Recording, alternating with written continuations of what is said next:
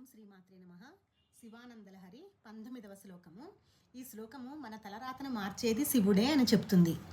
దురాశా భూయిష్టే దురధిప గృహద్వార ఘటకే దురంతే సంసారే దురిత నిలయే దుఃఖ జనకే మదాయాసం కిం న వ్యపనయసి కస్యోపకృతయే వదేయం ప్రీతిశ్చేత్ తవ శివ కృతార్థాః ఖలు వయం.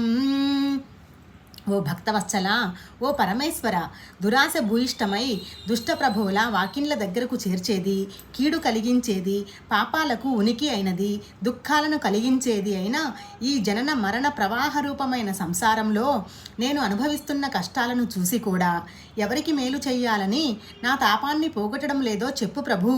ఇలాంటి భక్తుల వాత్సల్యమే నీకు ఇష్టమైనదైనచో మేము కృతార్థులమవుతాము.